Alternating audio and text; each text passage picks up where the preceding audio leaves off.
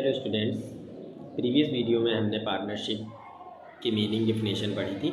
आज हम लोग उसकी कैरेक्टरिस्टिक्स यानी साझेदारी की विशेषताएं या पार्टनरशिप की कैरेक्टरिस्टिक्स पढ़ेंगे। ठीक है, तो चलिए स्टार्ट करते हैं वीडियो। ओके, साझेदारी की पहली जो विशेषता या कैरेक्टरिस्टिक्स है वो क्या है? दो या दो से अधिक व्यक्ति यानी टू और मोर पर्सन्स, यानी दो या दो से ज़्यादा पर्सन होने चाहिए, तभी एक पार्टनरशिप मानी जाएगी। यानी जो अकेला व्यक्ति काम करेगा तो फिर वो एकाकी व्यापार हो जाएगा, यानी सोल प्रोप्राइटरशिप हो जाएगी। जब दो या दो से ज़्यादा व्यक्ति काम करते हैं तो उसी को हम आपको क्या बोलेंगे?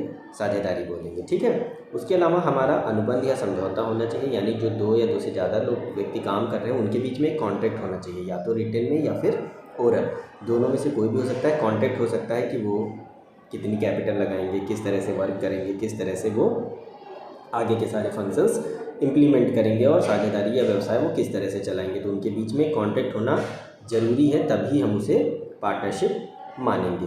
ठीक है, देन उसके बाद आपका आता है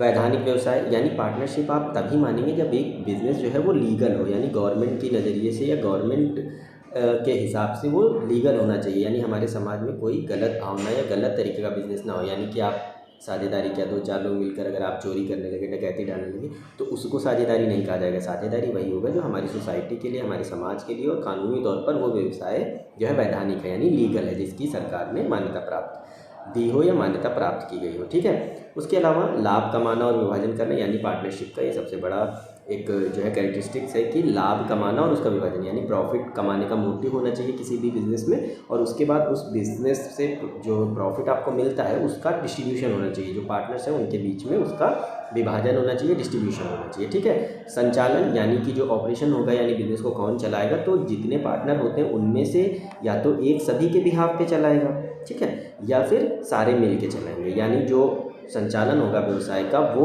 सारे पार्टनर मिल के भी कर सकते हैं और कोई एक पार्टनर या दो पार्टनर उन सभी के बिहाफ पर भी कर सकते हैं। ठीक है, उसके अलावा है सदस्यों का अलग अस्तित्व नहीं, यानी जो पार्टनरशिप होगी उसमें जितने अलग अलग पार्टनर हैं, ठीक है, अलग अलग जो पार्टनर हैं वो सब एक माने जाएंगे। यानी किसी की जो लायबिलिटी होगी या जो अस्तित्व होगा, उनकी एक्सटेंस जो है वो अलग अलग नहीं मानी जाएगी। यानी अगर वो फर्म में है तो वो सब एक ही माने जाएंगे। जितने भी डिसीजन होंगे ये माना जाएगा कि इन सभी ने लिए हैं, और जो भी काम होंगे वो सबके उत्तरदायित्व के हिसाब से ही होंगे, यानी सभी को एक माना जाएगा। ठीक है, अलग अलग वो नहीं हो सकते। देन उसके बाद हमारा क्या आता है?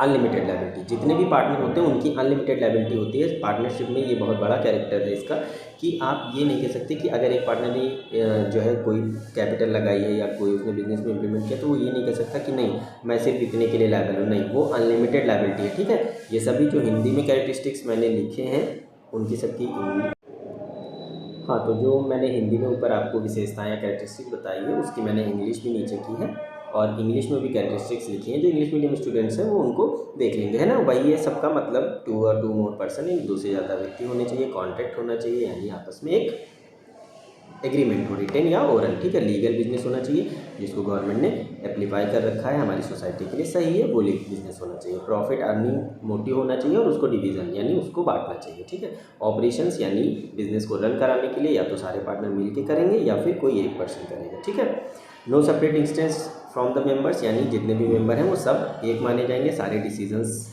के लिए सभी रिस्पॉन्सिबल होंगे, किसी एक को रिस्पॉन्सिबल नहीं माना जाएगा। ठीक है, अनलिमिटेड लायबिलिटी का मतलब है कोई पार्टनर अनलिमिटेड यानी लिमिटेड लायबिलिटी में नहीं है, वो सभी अनलिमिटेड लायबिलिटी में है, यानी जितने भी हैं वो सब उत्तरदायित्व है सारी चीज़ों के लिए। ठीक है, अपनी पर्सनल एसेट्स तक के लिए। ठीक है, तो आज के लिए इतना। नेक्स्ट और आगे जितने भी पार्टनरशिप के एलिमेंट्स हैं उनको हम पढ़ते जाएंगे। ठीक है, okay, have a nice day. Channel पर बने रहिए और सब्सक्राइब करिए, पूरी चैप्टर को, पूरे सिलेबस को कवर किया जाएगा। ठीक है।